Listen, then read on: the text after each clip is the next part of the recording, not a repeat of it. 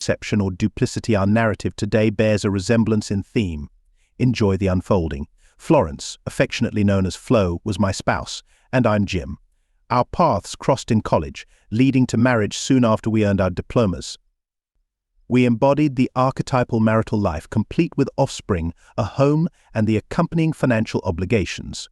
Flo dedicated her time to homemaking until our nest emptied, at which point she rekindled her career in property sales. Flo possesses a certain allure, and it wouldn't surprise me if she occasionally faced unwelcome advances at work, yet to my knowledge, she remained faithful throughout our union. Her penchant for risk humor, I suspect, is what eventually led our marriage astray. We were parents to two, a son, Eric, and a daughter, Patty. At the story's onset, Eric, 21, had completed his vocational training and was self-sufficient, living locally and practicing as an electrician. Patty, 19, was navigating her sophomore year at a university some 150 miles distant. With our progeny flown, we anticipated a blissful retirement, complete with leisurely travels and the joy of grandchildren. Our matrimonial journey seemed standard to me. Years of marriage had refined our affectionate bond. In our newlywed phase, intimacy was a nightly affair, spilling into daylight hours over weekends. As time marched on, our encounters lessened to a few times weekly, sufficient to quell my cravings. I presumed Flo's appetites mirrored my own. Over time, I'd mastered the art of fulfilling her desires. Yet, as the adage goes, there's a fly in every ointment, and ours materialized in the guise of our new neighbors, Roger and his spouse Alice, 5 years prior. A friendship blossomed between us. The issue with Roger was his penchant for practical jokes, often at the expense of his acquaintances, myself included, much to my chagrin. Compounding my frustration was Flo's amusement at his antics, particularly when I was the butt of the joke. My objections to his humor and her enjoyment fell on deaf ears. It dawned on me that Roger harbored a fascination with Flo, seemingly fixated on a more intimate conquest. They shared laughter over his bawdy jests, while Alice and I mustered strained smiles in public, did not escape my notice. Alice shared my discomfort at their conduct. A beach incident stands out, with Roger ridiculing passers-by and Flo, to my alarm, joining in. Alice and I were dismayed by their thoughtlessness, our reprimands lost in their uproarious laughter. As things neared a tipping point, my suspicions of their escalating antics grew. During a visit to Roger and Alice's abode, Alice and I lingered outside, while Flo accompanied Roger indoors under the pretense of fetching refreshments. Time passed, and their prolonged absence prompted a search. The kitchen bore no sign of them, but as we continued our hunt, they emerged from the living room, entwined in laughter. Roger sported lipstick stains on his collar and lips, while Flo's lipstick was smudged, her hair tousled. Alice and I were rooted in place, aghast. "Oh, hi guys, sorry for the delay with the drinks, but I just had to show Flo my etchings," Roger declared, seemingly inattentive to their disarray. Alice and I remained, our shock unabated by their flagrant display. Roger boasted some impressive prints, the kind that elicit knowing looks, right? Alice, Flo inquired with a teasing glint. By that point, I had marshaled my wits and demanded clarity. "What in the world is this?" I pressed Flo for answers. "Why is Roger covered in lipstick, man? And why do you look like you've just been smooched?" "Oh, it's simply my exuberant appreciation for Roger's prints. I may have gotten a tad carried away. It doesn't bother you, surely?" she posed the question, feigning. In composure, it dawned on me then as I took in their countenances. Roger had that familiar mischievous smirk that accompanies his pranks, and Flo averted her gaze to hide her stifled snickers. My annoyance swelled. Alice, still oblivious, interjected, "What in the world is going on, Roger? If you're contemplating fooling around with another in my house, you'd better reconsider at that." Roger and Flo erupted into hearty guffaws, and it seemed Alice's realization dawned her, embarrassed grin emerging. Yet my patience snapped at them. "One day your antics will escalate too far, ending disastrously. Calm down, love. It's all in jest. You'd be laughing too if you could see your expressions," Flo tried to reassure me, still amused. "Let's grab a drink and you'll see the funny side," Roger proposed, making his way to the kitchen with a still giggling Flo in tow. Alice and I exchanged looks of dismay and followed, heads shaking in disbelief. "Someday, Alice, they'll cross the line. I can see it coming. One of their stunts will backfire, and it'll cause real harm," I prognosticated. Alice nodded in agreement as we made our way home later. Flo seemed to pick up on my lingering discontent, particularly about her involvement in the farce. "Honey, I truly apologize," she offered. "I get too caught up sometimes. It was all harmless. Just a bit of lipstick smeared and hair tousled. We didn't think you'd be so perturbed. We were about to call it off when you and Alice walked in." "Are you still angry with me?" "It was just a prank. I'm trying to stay composed, Flo, but you must avoid engaging in Roger's tomfoolery. My heart nearly stopped seeing you as if you had been kissing him. You're aware of my stance on loyalty." "I understand, my love. I share your sentiments and would never mean to cause you pain. Remember that, please. Embrace me tightly and assure me of your forgiveness." Weeks later, an invitation to dine at Roger and Alice's came for Saturday evening. As we concluded our meal, Alice received an urgent call. Employed as an ER nurse at the local hospital, she swiftly ended the call. "It's the ER. There's been a grave collision with numerous injuries. They need you right away." "Goodness, I'll get ready and leave at once," Alice said, preparing to depart.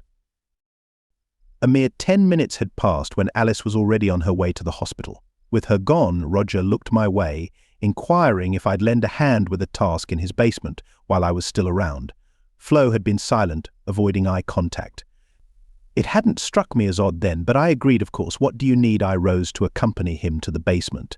"I need an extra pair of hands to hold this while I attach it overhead. It's not too heavy, but it's impossible to hold and fix in place by myself. And Alice isn't tall enough to reach. Sounds easy enough." "Believe me, it is, and will be done before you know it." Heading downstairs, he showed me to a steel column that supported the kitchen stove upstairs. From his work area, he grabbed a small metal enclosure with an electrical cord hanging off it and held it up between the beam and the heating unit. Flo had crept down after us and was observing with a smirk. Again, I disregarded her silent amusement. "Hold this right here while I secure it," he instructed. "What is this anyway?" I questioned, reaching up to hold the box as Roger maneuvered between the conduit and the heater. My arms wrapped awkwardly around the conduit, pressing the box to the ceiling. "I'll fill you in soon. Need to grab my toolkit," he said, and disappeared behind his workbench, leaving me with the box. He was back quickly, and I barely registered the items in his grasp until I heard the unmistakable click of metal as cuffs snapped over my wrists. The realization hit me I'd been duped, now shackled to the conduit. I turned, stunned, to see Roger cozying up to Flo, both eyeing me. My thoughts were a whirlwind, but I managed to stammer, "What's going on, Roger? Get these blasted cuffs off." "Sorry, buddy, can't do that. Flo's taken such a shine to my collection, she wants a private viewing," sans you and Alice, he quipped as they retreated upstairs, with Flo accentuating her walk. "Let me out, damn you. You've gone too far, Roger, and you'll rue this if you don't free me this instant." "Just chill, love. I'm here for the art," Flo teased, her laughter trailing off as they disappeared from view. I fought the cuffs, assessing any chance of escape. The pipe was solid, set in concrete below and anchored to a steel beam above.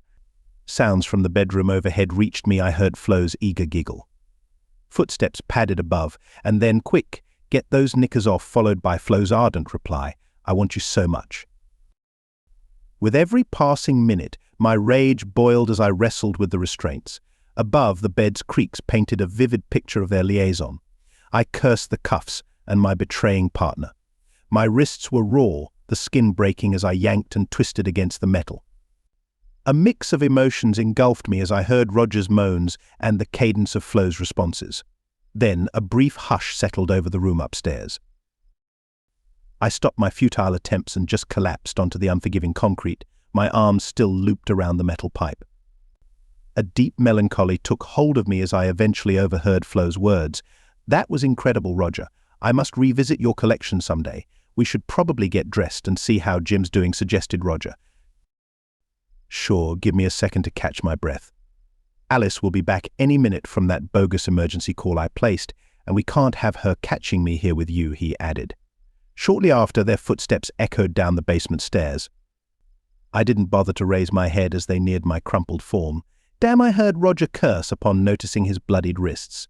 "Babe, it was all in good fun. We didn't do anything," Flo blurted out. "Oh no, I'm so sorry. Quick, Roger, get the cuffs off so we can treat his wrists." "Oh no, this is awful. I didn't think he'd take it to heart like this," she babbled on. Tears blurred my vision as I watched Roger awkwardly trying to insert the key into the handcuffs lock. Roger, pass that key to Flo before you release me and make sure you're out of here when these cuffs come off. I swear you'll rue the day you cross me, I threatened. Roger silently met my gaze and handed the key over to Flo.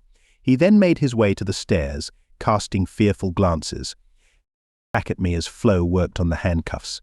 Once she had freed me, I heard the sound of Roger's truck engine firing up, followed by the screech of tires as he sped off. Rising to my feet, I stared down at Flo, who was still kneeling, terror etched across her face. You should find somewhere else to crash tonight, or I might not be able to hold back from hurting you. And don't even think about coming back without calling first, I warned her. Oh, darling, I'm truly sorry. It was supposed to be a prank. We didn't go through with anything, Flo sobbed, tears cascading down her cheeks. Don't talk nonsense about it being a prank ever again, Flo. As far as I'm concerned, you might as well have done it, and that's the reality I'm living with now. From here on out, I'm acting as if you've cheated and betrayed me. You'll be hearing from my lawyer soon. Consider us done, I pronounced, turning away and ascending the stairs. No, Jim, I swear nothing happened, she called after me from the basement.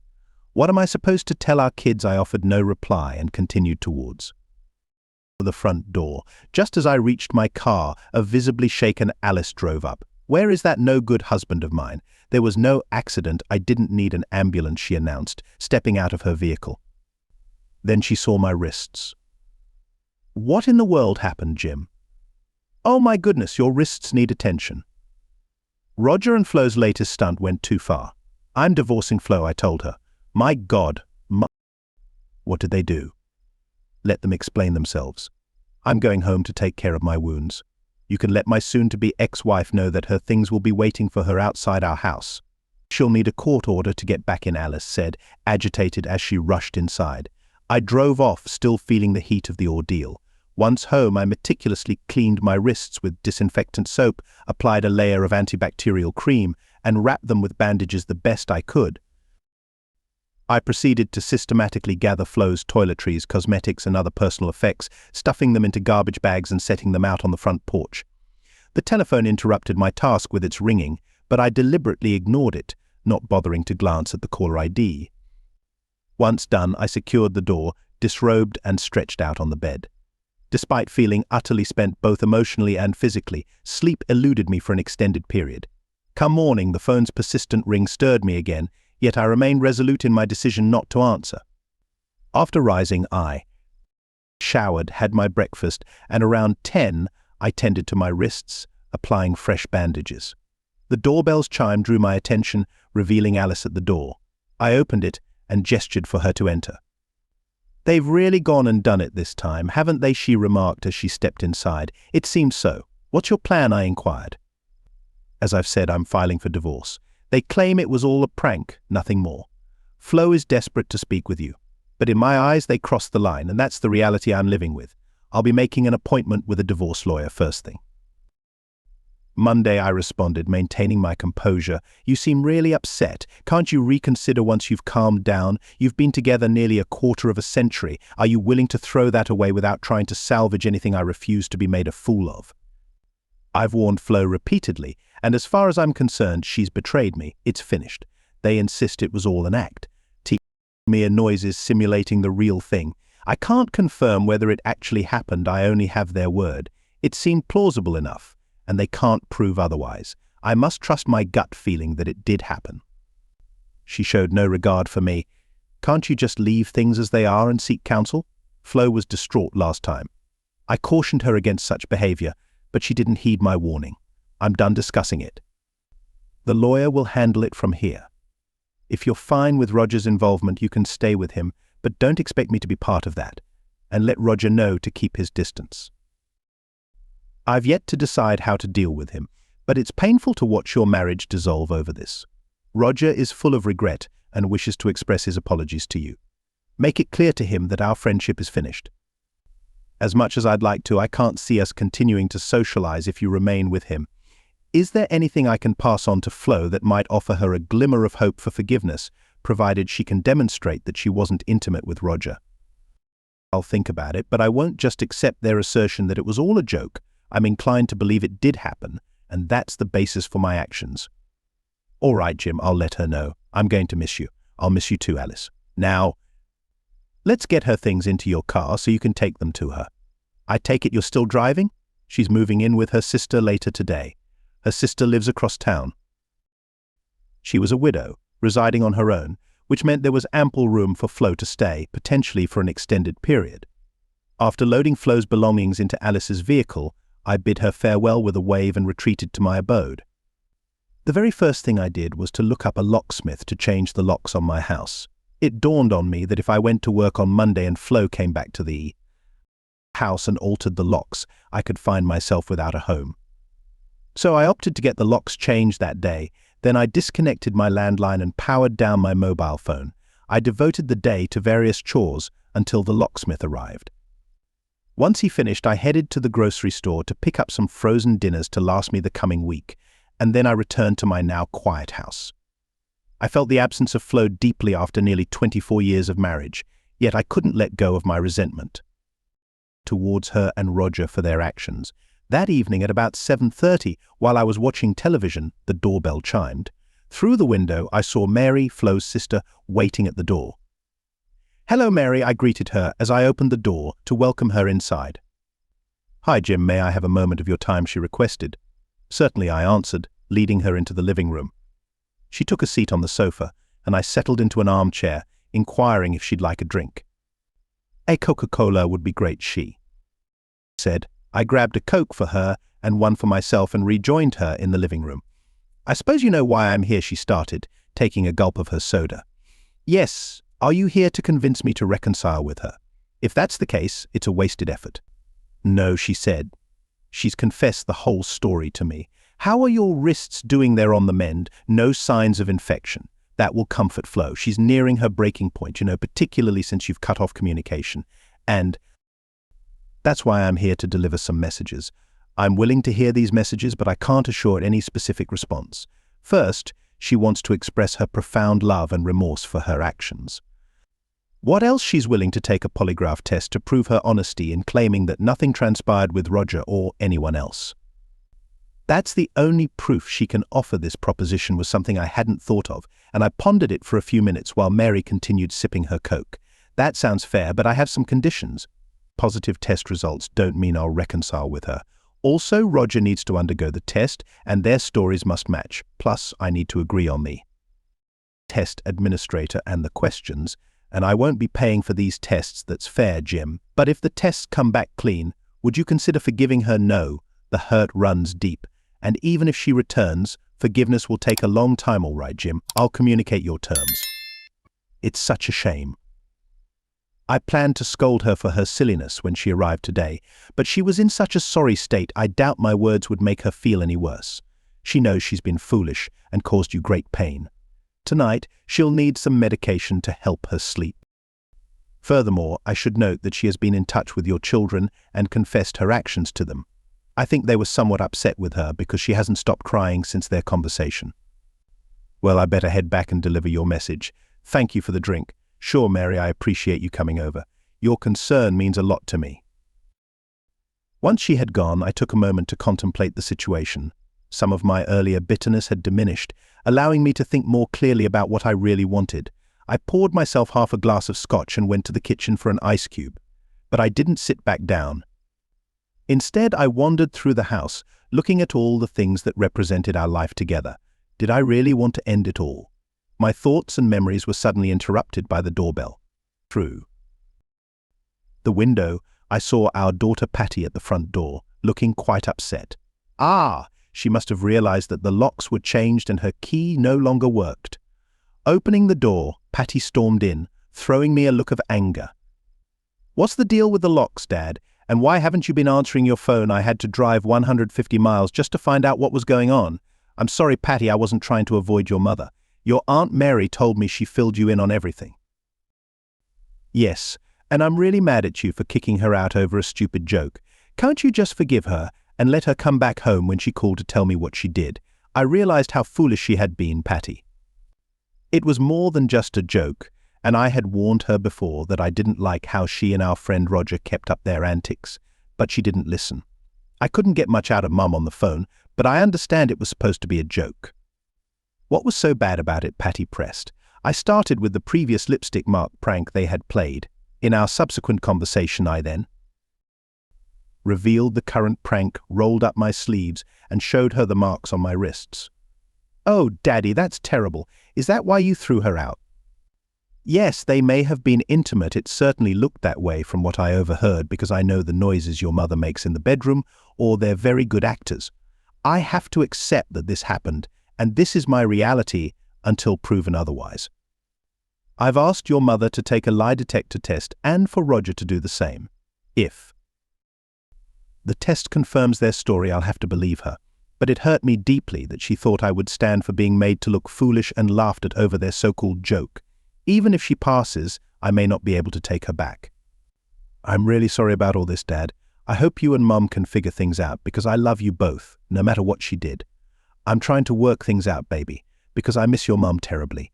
But I can't get over how she disrespected me, okay, Daddy? I guess I can't ask for more now that I know what happened.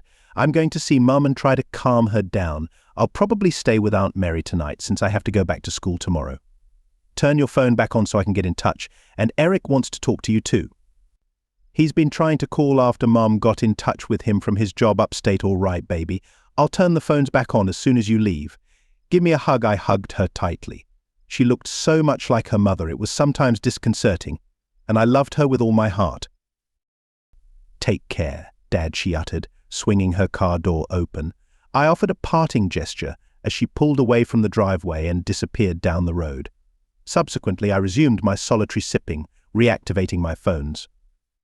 A few days succeeding the visit from Flo's sister, Mary, she rang me up to relay that Flo had agreed to the terms for the lie detector test and had also persuaded Roger to do the same.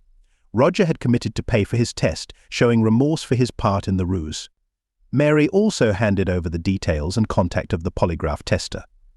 My vexation with Flo for her role in the hoax had lessened a touch, yet a profound melancholy persisted. If she truly loved me and hadn't shared a night with Roger, why would she engage in such a belittling trick on me? I was slowly coming to terms with the thought that her love for me might have waned, despite her proclamations of wanting to mend our relationship. It could ultimately come down to whether I was prepared for a marriage devoid of love should the tests indicate no affair had occurred. Flo reached out to me multiple times, but I would cut the call as soon as I recognized her voice. Subsequently, all her communications were relayed via her sister, and I was regularly updated about Flo's regret and her desire to come back home. Nonetheless, I maintained that I wouldn't decide until after the polygraph results were in. During this period, our son Eric started reaching out, imploring me to forgive his mother and to welcome her back. I tried to convey the depth of my hurt caused by his mother's actions, but he seemed unable to fully understand my pain, continually pressing for her return. I acknowledged that should we end up divorced, my relationship with my son might become somewhat orchestrated. It was slightly reassuring that our daughter Patty seemed to grasp and support my stance more fully. Having gotten the polygraph examiner's contact from Mary, I reached out to several trusted individuals in the legal and law enforcement sectors and verified that this examiner was often used by the authorities. I was confident he would conduct an impartial test. I made an appointment with him for the next day. I learned he had already been contacted by Flo and Roger, who had scheduled their tests for 2 days hence. They had listed me as a party with the rights to set the questions. The following day, I notified my employer I required some personal days and went to see Jack Heron, the polygraph examiner. His name was Jack Heron, and I outlined to him the problem and my urgency to clarify the situation by having Flo and Roger take a polygraph to determine whether or not there had been any romantic involvement. We went over the questions he'd ask, and he promised to interrogate Flo and Roger in the same manner, compile their answers, and deliver to me a definitive written analysis. He concurred that if both of their test outcomes were consistent, it would verify that no affair had occurred. Without this assurance, my trust in her would likely have been irreparably damaged, and divorce would have seemed the only option. Should the tests show they had both lied, I would be positioned to immediately proceed with a divorce. From my perspective, the process was straightforward. Heading back to the office, I was somewhat comforted by the prospect of soon discovering whether betrayal was a factor. Yet, I knew deep inside that tough choices lay ahead. Over the next 3 days, I kept my routine at work and stayed late to evade the loneliness of an empty house. I would grab dinner at a local eatery, and upon returning home, I'd sip whiskey before retiring to my desolate bed. Sleep was elusive. I ached for Flo and the love and warmth she infused into our life before the stunt unfolded. On the day of the polygraph, my nerves were palpable. A clean slate from the test would mean welcoming Flo back with the certainty that after witnessing my response to their last escapade, they wouldn't dare target me with such antics again. This feeling lingered until just past 11 when the phone rang. It was Alice. "Jim, it's Alice. There's something you must see. Roger's at the polygraph place. Can you come over immediately?" Her voice carried a grave note, prompting me to head over to the house next door, as we often do. I walked straight in through the open front door and heard Alice call from the study. As I entered, I saw her positioned at her desktop, an expression of worry etched on her face. "Jim, you need to look at this," she urged. I drew my chair closer. Roger has been acting very covert since Tuesday. A couple of times as I walked by this room, he'd quickly hide whatever was on his screen. Also, he'd leave the room whenever he took a phone call. Yesterday, I'm almost positive he was talking to Flo. Today, I managed to access our computer while he was out with that. Alice clicked on the Google icon at the bottom of the screen, opening the browser. "I don't think Roger realizes that Google keeps a history of your searches unless you delete them. Here are his searches from Tuesday on." A heavy feeling settled in my chest as I scanned the topics he had looked up. There were 4 different entries on ways to beat a lie detector test. For the next half hour, Alice and I examined many of the sites Roger had visited. Once we had seen enough, we retired to the living room to discuss what this meant. Our conversation was still in progress when we detected the sound of Roger's vehicle pulling up. Shortly after, he entered through the main entrance, offering me a weary acknowledgement before proceeding to the couch across from Alice and myself, where he settled himself. If I hadn't been paying close attention, I might have overlooked the subtle hobble, as he seemed to prefer his left leg. That provided me with all the proof I required. "Raj, it seems you've nailed the exam," I commented. To be honest, I was skeptical that any noteworthy event had taken place that day. Alice's puzzled look flickered into my peripheral vision. Before I could elucidate my hunch to her, Roger chimed in again. "I'll agree to bury the hatchet and not pull another caper with Flo for the rest of our days if you come over here, shake my hand and put the past behind us. I might not even bother to look at thee." Report he visibly perked up at this and eagerly vowed to comply. With a smile, I rose and moved towards him. He began to stand, reaching out his hand, as I deliberately stepped on his right leg. This should have caused him minor discomfort, however. His complexion turned ashen and he yelped, collapsing back onto the sofa. Frantically, he wrestled his foot from beneath mine before yanking off his shoe. As Alice and I looked on, he unveiled a sock damp with blood. He winced in pain, and a sideways glance at Alice revealed her horror at the sight. Her expression shifted as she pieced together the earlier discussion and the wound on Roger's leg. "I'm not interested in the report, because it's clear it's all a sham," I announced. "Did hammering that nail into your shoe, pressing on it during the security questions, serve to conceal your lies?" It was inevitable, wasn't it? Induce sweating, spike your heart rate with innocuous questions, so that when you lie, the results appear. Genuine Roger's agony seemed to lessen, replaced by a resigned demeanor as he looked from me to Alice. "Yes, I cheated and taught Flo the trick, but not for the reasons you suspect." "Please listen, Alice, it's crucial." Alice and I reseated ourselves, while Roger applied pressure on his foot to control the bleeding. I caught Alice's grimace at the chaos he'd caused on the carpet. I thought about suggesting that she demand he clean the carpet with his tongue. Roger, to his merit, didn't conjure up any excuses to justify this latest twist. We were in the dark about the specific questions you had put forth to the man. "What's so difficult about the question? Did you two have faith in him?" I cut in. "Sure, we both could have aced this effortlessly, but there was concern you'd delve into something more insidious, like has our conduct consistently passed the marital fidelity test?" Alice's interruption was swift and irate, and the answer to that query was unequivocally negative. "What other reason would there be for embedding a damn nail in your shoe before the test?" I surmised that arriving with the nail still in place meant you forgot to pack extra footwear or a pair of pliers. You've never excelled at thinking ahead, have you? "Please, darling, I didn't want to lose you, and Flo certainly didn't want to lose Jim. So tell me, my dear husband, when and what was the act that wouldn't stand up to the marital fidelity test? Roger shifted uncomfortably and responded in a hushed tone. It was that day we pretended to be occupied upstairs. We were merely bouncing on the bed. And to clarify, we were fully dressed, he added hastily. We were hopping on the bed, making it creak, and I can't recall who initiated it, but we began to touch each other over our clothing. We both found it quite enjoyable. It was so silly of us. I was slightly confused. I have a knack for reading people, and this seems authentic. If not, Roger was remarkably skilled at fabricating stories on the fly. I turned to Alice. Does this explanation satisfy you? Absolutely not. This pair has proven they can lie and manipulate so well that I'm far from being persuaded.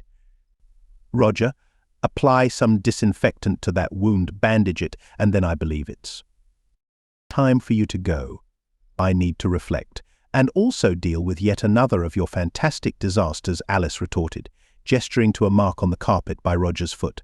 Unless Roger was an exceptional actor, the fear etched on his face suggested he was genuinely worried about what lay ahead for his marriage. He exclaimed, I have a recording almost in unison. My inquiry arose. What recording? Our voices overlapped like a bizarre duet. I set up a camera in our bedroom before we handcuffed you downstairs. I captured everything I got in before Alice.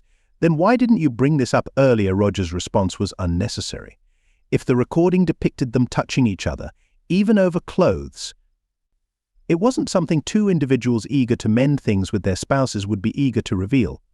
I am of the firm opinion that infidelity's boundaries go well beyond physical acts. Any intimate gesture, even a peck on the cheeks, crosses the line of what's permissible.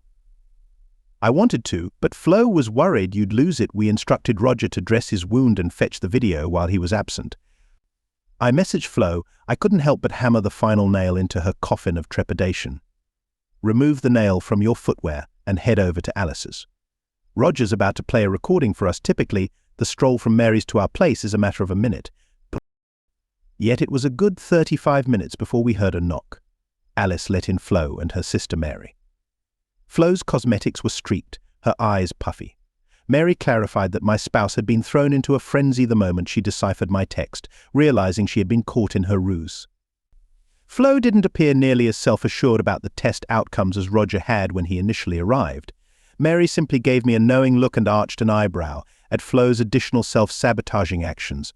Flo attempted an embrace, but I guided her to sit beside me on the sofa.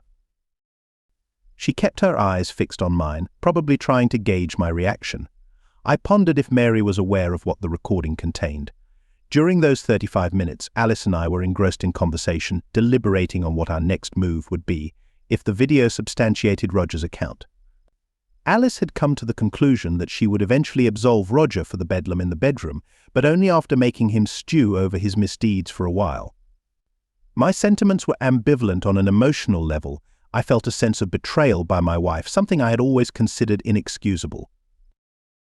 Nevertheless, I maintained a level head. Flo had been a faultless partner for a quarter of a century, and our offspring had confided that they'd be devastated if I were to be unforgiving.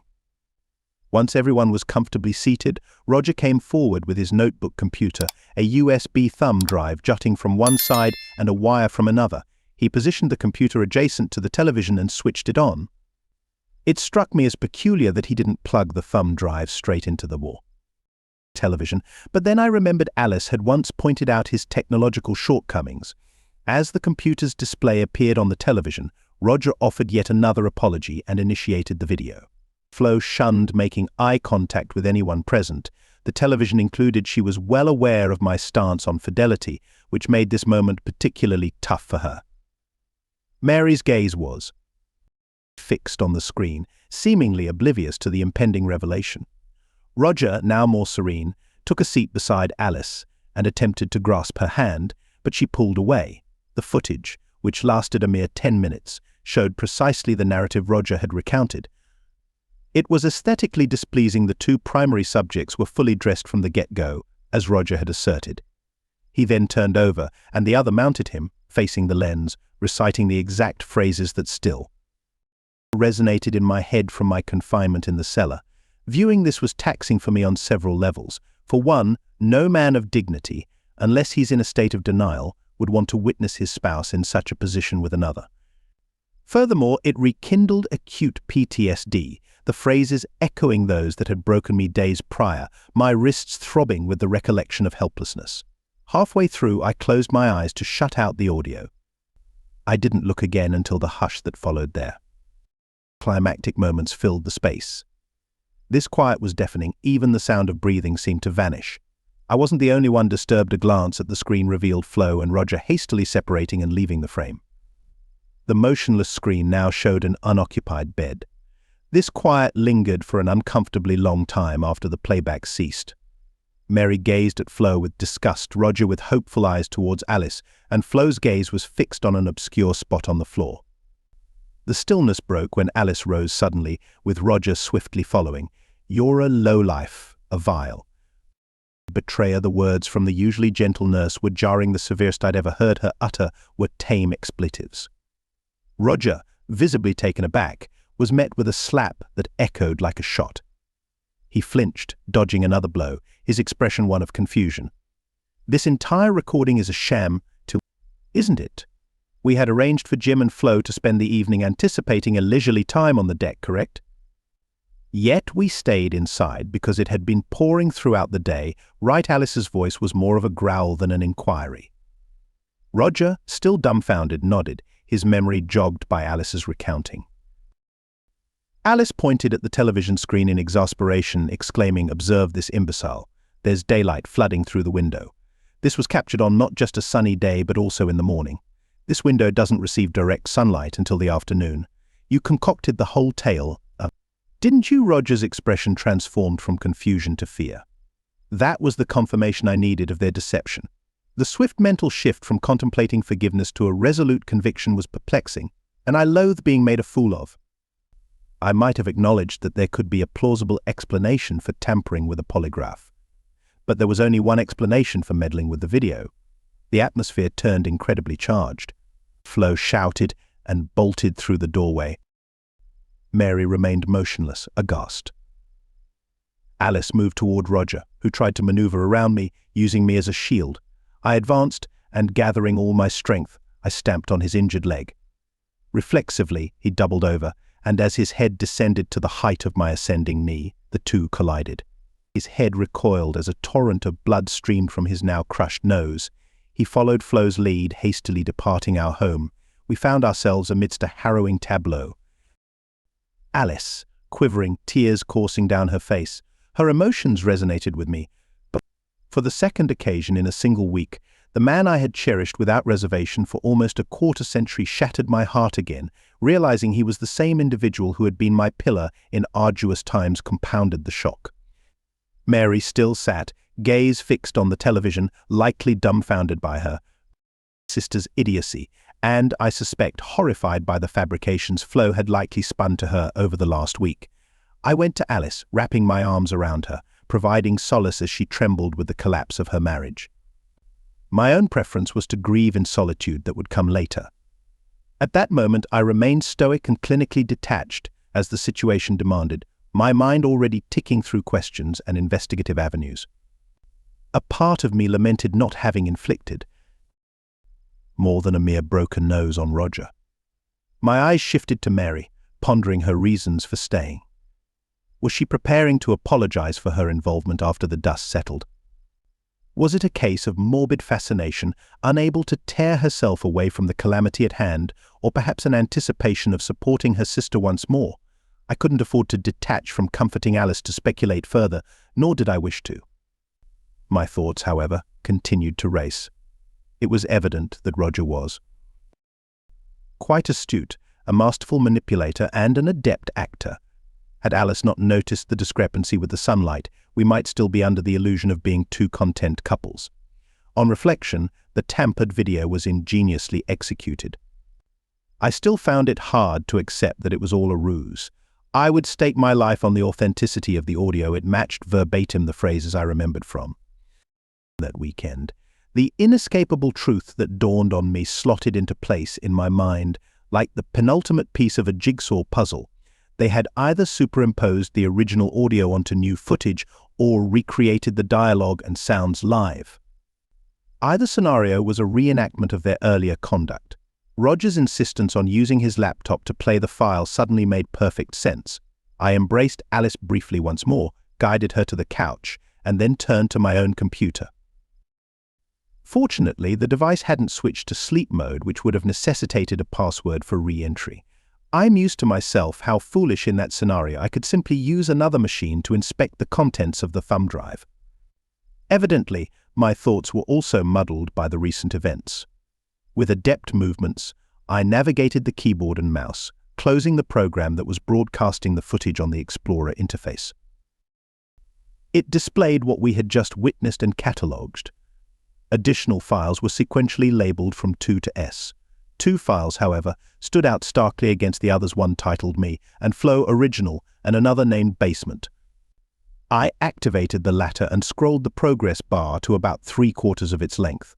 There I was, suspended from the beam in that damned cellar, recorded by a camouflaged lens. I quickly exited the video, overwhelmed by distressing recollections.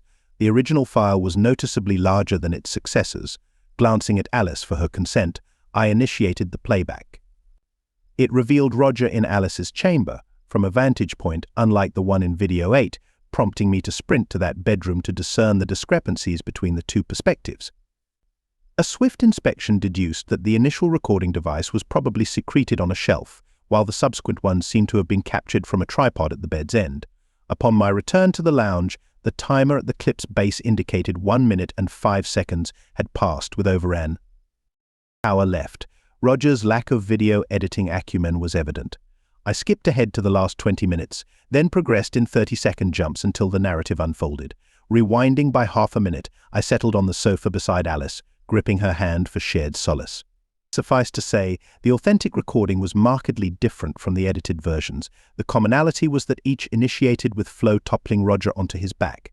Roughly 25 seconds in, Alice and Mary gasped at the recording's angle.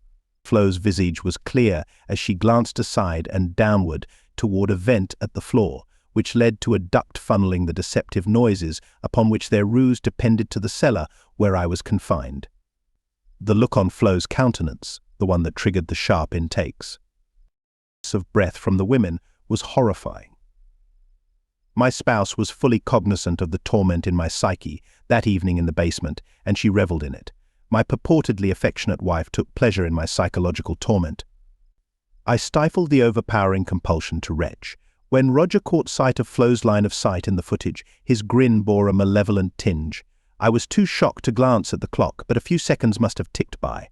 The remainder of the video played out, much as I had pieced it together while detained in the basement, now with the clarity of retrospection. I surmised that Flo's malicious enjoyment of the situation had spurred Roger on and fueled the ensuing acts. Bearing this in mind, were I a gambler, I'd bet this was Roger and Flo's initial escapade, and the footage vividly showcased how a seemingly innocuous setup quickly intensified. I was fairly convinced Roger took pleasure in witnessing another's humiliation, but it seemed Flo had just then unearthed her own penchant for it. Once the viewing had ended, Mary posed a question regarding what the future might hold for Flo and me. Her facial expression betrayed a sense of skepticism. I took a moment, perhaps a full 60 seconds, to navigate my tangled feelings. No chance within this existence, Mary. It's an ironic twist had Flo come to me later and confessed that what started as a jest spiraled out of hand, as the unedited video hinted, then maybe forgiveness could have been on the table. Yet they plotted to alter the past and dupe the polygraph deceptions I couldn't fathom she was capable of. It casts doubt on my understanding of her true nature and what other truths she may have twisted. Furthermore, we've not yet scrutinized the remaining exercise recordings following her initial slip-up. She re-engaged with Roger in yet another intimate encounter. How frequently did they indulge in their mutual enjoyment during those workout sessions? And then there's that expression she wore. You saw it as well. I regret to say, Mary, but the chapter between us is closed. Mary acknowledged this with a grave nod.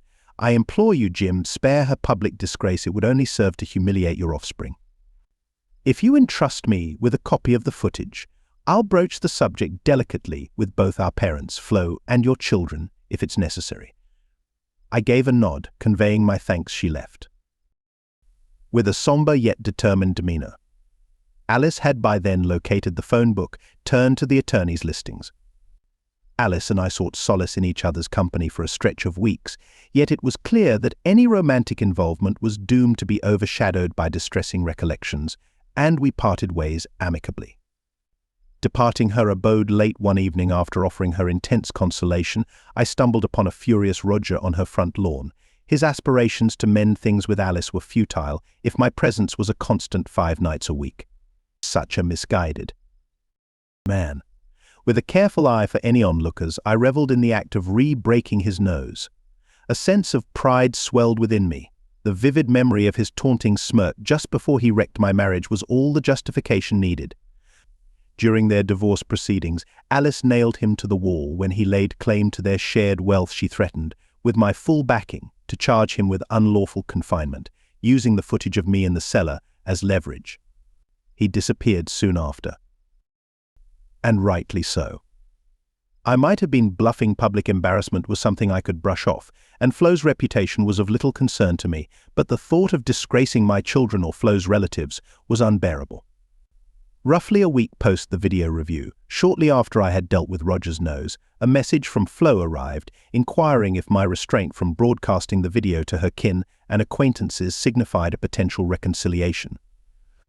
Her reference to a singular snippet suggested ignorance of the fact that I had seen the entire original. She probably assumed Roger wasn't reckless enough to store all the proof on a single device.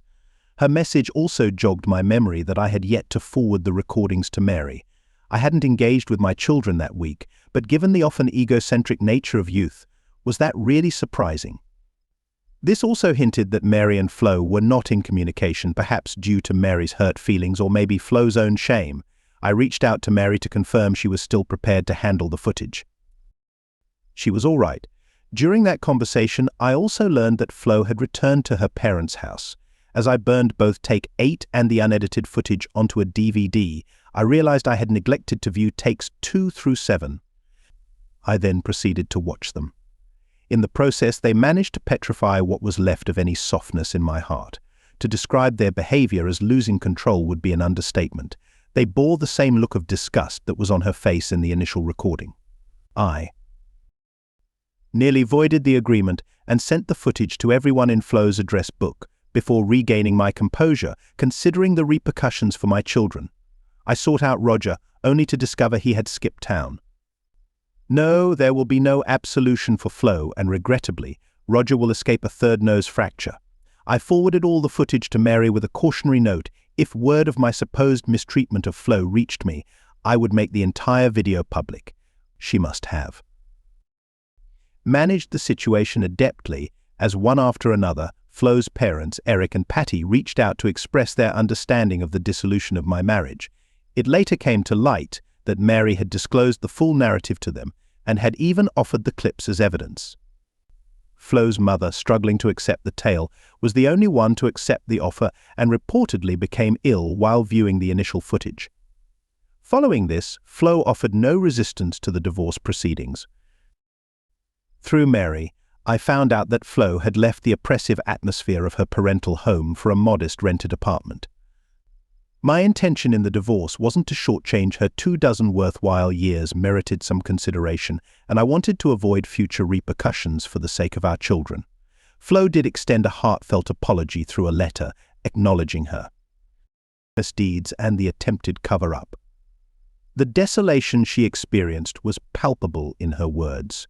She sought forgiveness, but it was more about making peace with herself. But her appeals for my forgiveness, on behalf of her parents, our children, and our friends, nearly brought me to the brink of tears almost. I wasn't yet in the market for a new partner, but there was no shortage of single women vying for my attention. Inquire with any middle-aged woman about the availability of eligible, reasonably attractive men of good character, and she'll paint a bleak picture.